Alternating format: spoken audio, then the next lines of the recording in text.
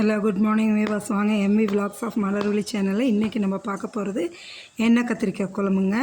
இது என்னோடய ஸ்டைலில் நான் எப்படி வைக்கிறேன்னு உங்களுக்கு சொல்லித்தரேன். சூப்பராக இருக்கும் இந்த எண்ணெய் கத்திரிக்காய் குழம்பு. இதுக்கு தேவையான பொருள் என்னென்னு பார்ப்போங்களா? பாருங்கள், நல்லா சின்ன சின்ன கத்திரிக்காய், பிஞ்சு கத்திரிக்காயை ஒரு 10-12 கத்திரிக்காய் எடுத்தாச்சுங்க. அதை இப்படி தான் 4 ஸ்ப்ளிட் பண்ண மாரி தான் அது பண்ணுங்க. ஃபுல்லாக நறுக்கக்கூடாது.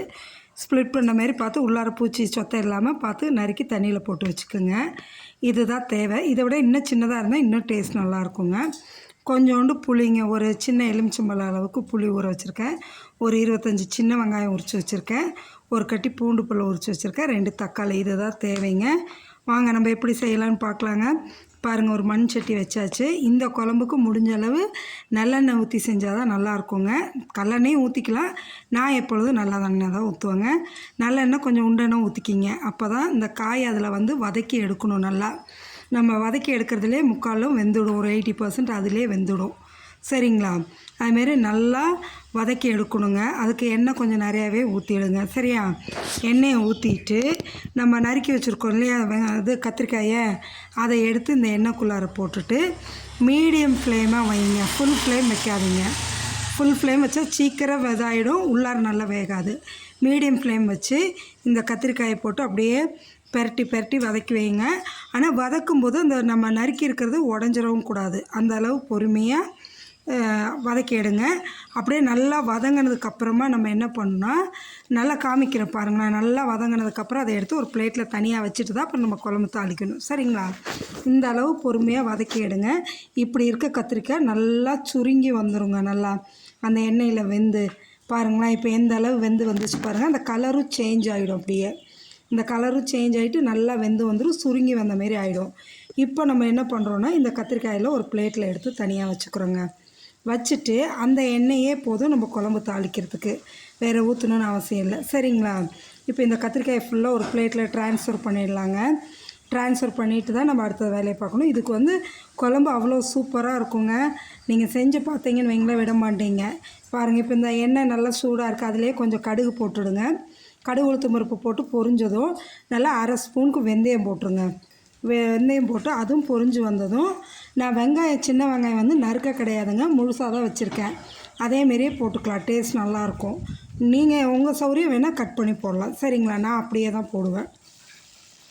அந்த வெங்காயமும் பூண்டும் போட்டு நல்லா வதக்கிடுங்க. அதுவும் கலர் சேஞ்ச் ஆகுங்க.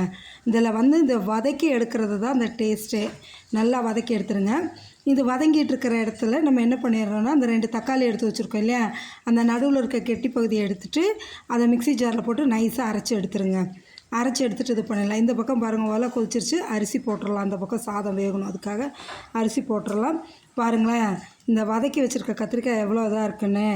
அப்படியே நம்ம இப்போ பாருங்கள், வெங்காயம் பூண்டெல்லாம் நல்லா வதங்கி வந்துருச்சுங்க. இப்போ அந்த தக்காளி அரைச்சதை எடுத்து இதில் ஊற்றிடலாங்க. ஊற்றி அதையும் நல்லா கலரணுங்க. நல்லா கலக்கி விட்டுட்டிங்கன்னு வைங்களேன், அந்த எண்ணெய் தனியாக பிரிஞ்சு வரணும். அந்த அளவு. அப்போ தான் அந்த தக்காளியோட பச்சை வாசம் போயிடும். அது வரைக்கும் நம்ம கிளறணுங்க. கிளறிட்டு இந்த குழம்புக்கு தேவையான மிளகாத்தூள், மஞ்சத்தூள், மல்லித்தூள் 3 போடணுங்க. மிளகாத்தூள் நம்ம கடையில் வாங்கினது இல்லைங்க. தனி மிளகாத்தூளும் இல்லை, வீட்டில் அரைச்சது. குழம்புக்கு போடுற குழம்பு மிளகாத்தூள் தான். சரிங்களா? அது ஒரு 3 ஸ்பூன் போட்டுக்கலாங்க. நல்லா அப்போ தான் குழம்புக்கு நல்லாயிருக்கும். பார்த்திங்களா? இப்போ எண்ணெய் நல்லா பிரிஞ்சு வந்துச்சு பாருங்களேன். அதில் தான் இப்போ போடுறோம். 3 ஸ்பூன் மிளகாத்தூள், 1 ஸ்பூன் மல்லித்தூளும், 1/2 ஸ்பூன் மஞ்சத்தூள். அவ்வளோதாங்க.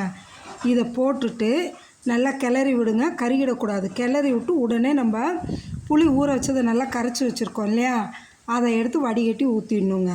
ஃபுல்லாக நல்லா கிளறி விட்டுட்டு அதை ஊற்றணுங்க.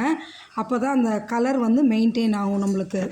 இல்லாட்டி கலர் டல்லாக இருக்கும். இந்த அளவுக்கு நீங்கள் செஞ்சுட்டு எண்ணெயிலே போட்டு கிளறிட்டு ஊற்றும்போது கலர் பார்த்திங்கன்னா நல்லா ரெட்டிஷாக நல்லாயிருக்கும் பார்க்குறதுக்கே. சரிங்களா? இப்போ நல்லா கிளறி விட்டுட்டு அந்த புளியை கரைச்சி வடித்து வச்சுருக்கோம் இல்லைங்களா, அந்த தண்ணியை எடுத்து இதில் ஊற்றணும். இந்தமாரி புளிக்குழம்பு, அதாவது இந்த எண்ணெய் கத்திரிக்காய் குழம்பு வச்சு கொடுத்துட்டிங்கன்னு வைங்க, 2 நாள் இருந்தாலும் சாப்பிட்டா மீன் குழம்பெல்லாம் தோற்றுருங்க. மீன் குழம்பு என்ன மீன் குழம்பு, இதுதான் அவ்வளோ டேஸ்ட்டாக இருக்குங்க.